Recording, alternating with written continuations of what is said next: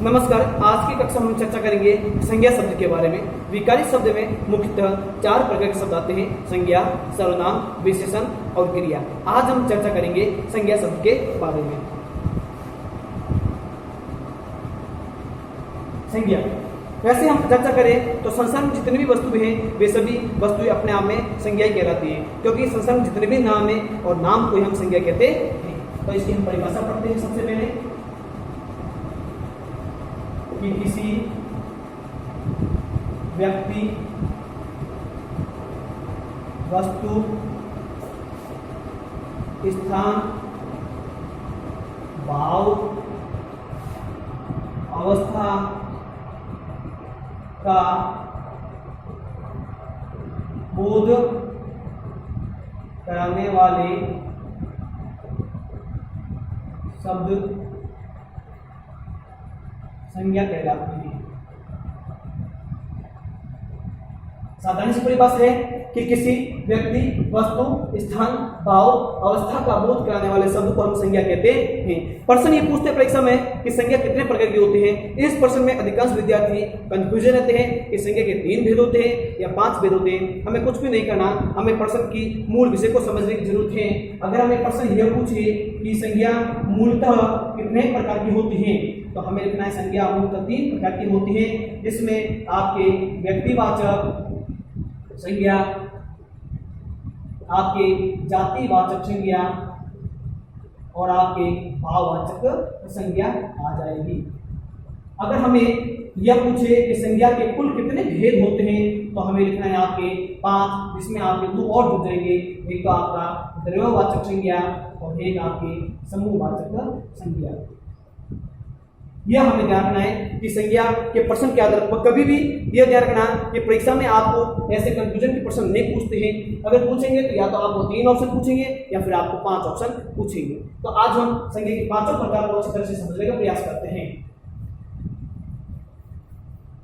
हमने संज्ञा की परिभाषा पढ़ी कि किसी व्यक्ति, वस्तु, स्थान, भाव, अवस्था के बोध कराने वाले शब्दों को हम संज्ञा कहते हैं। तो अब हम इसके प्रकार को पढ़ते हैं। संज्ञा के प्रकार। संज्ञा मुख्यतः 5 प्रकार की संज्ञा मुख्यतः 5 प्रकार की होती है। संज्ञा मुख्यतः 5 प्रकार की होती है। नंबर 1 आपके व्यक्तिवाचक संज्ञा, नंबर 2 आपके जातिवाचक संज्ञा, नंबर 3 आपके भाववाचक संज्ञा, नंबर 4 आपके द्रव्यवाचक संज्ञा, नंबर 5 आपके समूहवाचक संज्ञा। अब संज्ञा के 5 भेद होते हैं: व्यक्तिवाचक संज्ञा, जातिवाचक संज्ञा, भाववाचक संज्ञा और द्रव्यवाचक संज्ञा और समूहवाचक संज्ञा। हमें यह ध्यान रखना है कि ये द्रव्यवाचक संज्ञा और समूहवाचक संज्ञा मूलतः जातिवाचक संज्ञा के ही भेद होते हैं। हमारा द्रव्यवाचक संज्ञा और समूहवाचक संज्ञा ये आपके जातिवाचक संज्ञा के भेद होते हैं। बाकी ये तीनों संज्ञा मूलतः संज्ञा कहलाती है 3, और फिर दोनों संज्ञा द्रव्यवाचक, समूहवाचक, जातिवाचक के भेद होते हैं, परंतु हम इस संज्ञा के 5 प्रकार लिख सकते हैं। अब हम आज पढ़ते हैं व्यक्तिवाचक संज्ञा के बारे में।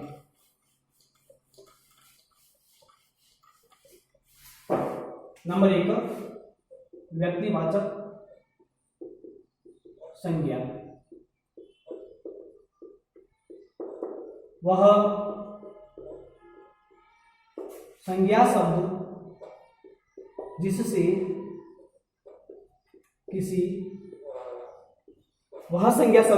किसी व्यक्ति विशेष, वस्तु विशेष या स्थान विशेष का बोध होता है उसे व्यक्तिवाचक संज्ञा कहते हैं। कि वह संज्ञा शब्द जिससे किसी व्यक्ति विशेष, वस्तु विशेष या स्थान विशेष का बोध होता है उसे हम व्यक्तिवाचक संज्ञा कहते हैं। अब व्यक्तिवाचक संज्ञा की पहचान और जातिवाचक संज्ञा की पहचान के मध्य काफी कंफ्यूजन पैदा होता है। तो आज इस कक्षा के अंदर हम इतने ट्रिक से पढ़ेंगे कि हमारा व्यक्तिवाचक संज्ञा, जातिवाचक संज्ञा संबंधित किसी भी प्रकार का प्रश्न हमारा गलत नहीं होगा। पहली हमें परिस्थिति ध्यान रखनी है कि ट्रिक क्या है कि हमें 3 शब्दों को अच्छे से समझना है। नंबर 1 व्यक्ति विशेष, नंबर 2 वस्तु विशेष, नंबर 3 स्थान विशेष। हमें तीनों के अंदर एक शब्द को ध्यान रखना है, वो शब्द है विशेष या स्पेशल। जब हम ये ध्यान रखते हैं कि हमें जातिवाचक में क्या फर्क करना है व्यक्तिवाचक से, तो हमें ये ध्यान रखना है कि जहां पर व्यक्ति विशेष के बारे में या वस्तु विशेष के बारे में या स्थान विशेष के बारे में हमें कोई शब्द दिया हो तो वो हमारा व्यक्तिवाचक संज्ञा होगा और नहीं तो फिर जातिवाचक संज्ञा होगा। जातिवाचक संज्ञा में संपूर्ण जाति का बोध कराते हैं और संपूर्ण वर्ग का बोध कराते हैं, जबकि व्यक्तिवाचक संज्ञा में सिर्फ किसी व्यक्ति विशेष के बारे में बताएंगे या वस्तु विशेष के बारे में बताएंगे या स्थान विशेष के बारे में बताएंगे। आप देखो आज हम चर्चा करते हैं, इसको बहुत अच्छे समझने का प्रयास करते हैं। व्यक्ति विशेष के बारे में जैसे हमें कहा गया कि मोहन, पंकज, उषा, प्रिया, भूरी गाय, ट्विल तोता, ठीक है ना, ट्विल तोता, काठियावाड़ी गाय,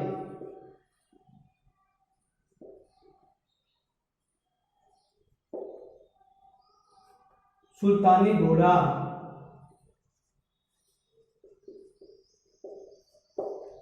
अब हमें जब ये शब्द मिल जाते हैं तो हमें इन शब्दों को देखने से आभास हो जाता है कि ये व्यक्तिवाचक संज्ञा है, क्योंकि मोहन एक लड़का है परंतु मोहन का व्यक्तिगत नाम आया है, इसलिए ये जातिवाचक नाम होगी, मोहन एक व्यक्तिवाचक संज्ञा होगी। पंकज एक लड़के का नाम है, उषा, प्रिया लड़कियां हैं। अब यहाँ पर ये पूछते लड़का या लड़की तो हमारी जातिवाचक होती, क्योंकि वे पूरे जाति या समुदाय का बोध कर, जबकि यहाँ पर व्यक्तिगत व्यक्तिवाचक संज्ञा होगी।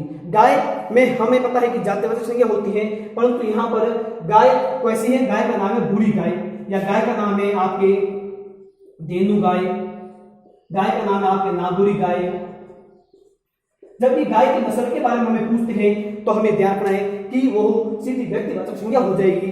अगर हमें सीधा गाय के बारे में पूछते हैं कि गाय भारत का पवित्र जानवर है, तो हमें यह ध्यान रखना है कि गाय के नीचे मिलान देके पूछे तो वो जातिवाचक होगी। अगर यह पूछे कि धेनु गाय बहुत ज्यादा दूध देती है तो धेनु गाय में आपको ध्यान रखना है कि व्यक्तिवाचक संज्ञा होगी, क्योंकि धेनु गाय की नस्ल है।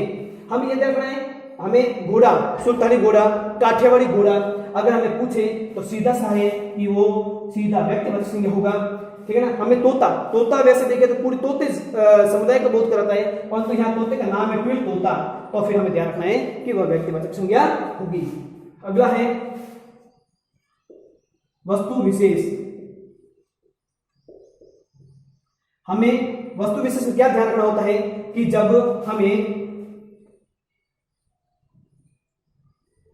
जब हमें पूछे कि पंखा, पंखा अगर देखे तो जातिवाचक संज्ञा होती है, परंतु हमें पूछे कि रवि पंखा, और पंखा कैसा, रवि, तो सीधी सी बात है कि पंखा इस जाति का बोध नहीं कर रहा है, जबकि यहाँ रवि पंखा है वो किसी व्यक्तिवाचक संज्ञा के विपरीत हुआ है। हमें पूछे फ्रिज, तो हमें पता है कि फ्रिज कई सारे होते हैं, सैमसंग के फ्रिज, सनसुई के फ्रिज, वोल्टास के फ्रिज, एलजी के फ्रिज, परंतु जब हमें स्पेशल पूछ ले कि एलजी फ्रिज, तो हमें ध्यान रखना है कि वह हमारा व्यक्तिवाचक संज्ञा हो जाएगा। अगर हमें सिर्फ फ्रिज के बारे में पूछे तो हमारा जातिवाचक होगा, एलजी फ्रिज के बारे में सीधा व्यक्तिवाचक संज्ञा हो जाएगी। हमें पूछते हैं कि मोबाइल, मोबाइल कैसा, सैमसंग का मोबाइल। अब मोबाइल के बारे में पूछे तो हमें आंख बंद करके जातिवाचक संज्ञा लिखनी है, क्योंकि मोबाइल खुद से कई मोबाइल कंपनी की जातियों के बारे में अवगत करा, समुदाय का बोध करा, इसलिए जातिवाचक संज्ञा हो गई। परंतु अगर आगे हमें लिखे कुछ और मिलेगा कि सैमसंग मोबाइल, आईटेल का मोबाइल, कार्बन का मोबाइल, तो वो आपके व्यक्तिवाचक संज्ञा हो जाएगी। अगर हमें पूछे कि टीवी कैसी, सनसुई की टीवी कैसी, सनसुई की, तो वह व्यक्तिवाचक संज्ञा हो जाएगी। हमें अक्सर यही ध्यान रखना है कि जहां पर किसी व्यक्ति विशेष के बारे में, वस्तु विशेष के बारे में, स्थान विशेष के बारे में इंगित किया जाता है और अकेले के बारे में बोध होता है, तो वह आपकी व्यक्तिवाचक संज्ञा होगी। अगर पूरे समुदाय के बारे में बोध होता है तो वह आपकी जातिवाचक संज्ञा होगी। अब हम तीसरे प्रकार के बारे में पढ़ते हैं।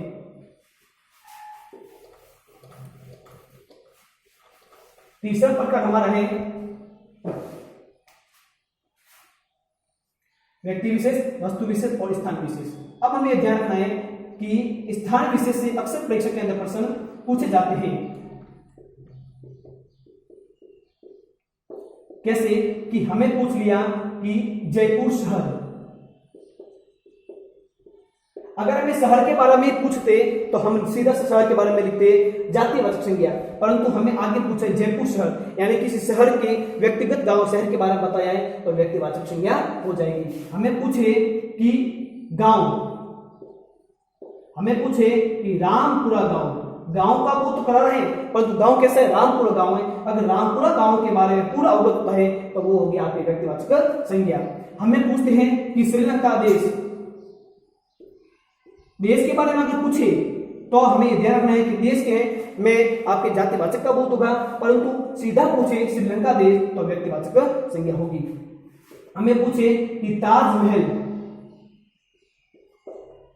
लाल किला, कुतुब मीनार, तो ये सभी आपके व्यक्तिवाचक संज्ञा का बोध कराते हैं, क्योंकि ताजमहल और लाल किला, ये कुतुब मीनार, ये सभी आपके इमारतों के नाम है, इमारत है, और ये आपका किले का बोध कर रहा है। जब ये सभी होते हैं तो ये व्यक्तिवाचक संज्ञा में आ जाते हैं। अगर हम ये पूछे कि भारत को ऐतिहासिक इमारतों का देश कहते हैं, तो अगर इमारत शब्द के नीचे में पूछे तो आपके जातिवाचक होगी। अगर ये पूछे कि कुतुब मीनार भव्य इमारत है, तो कुतुब मीनार में आपकी व्यक्तिवाचक संज्ञा हो जाएगी, क्योंकि कुतुब मीनार एक विशेष इमारत के बारे में बता रहा है। अगर हमें ये पूछे कि भारत में सर्वाधिक किले हैं, तो किले के बारे में पूछे तो जातिवाचक हो जाएगी। अगर हमें विशेष तौर से लाल किला के बारे में पूछे तो वो हमारा सीधा से वो व्यक्तिवाचक हो जाएगी। तो इस कक्षा में हमने पढ़ा व्यक्तिवाचक संज्ञा के बारे में। अगली कक्षा में जानकारी प्राप्त करेंगे जातिवाचक संज्ञा के बारे में। जय हिंद, जय भारत।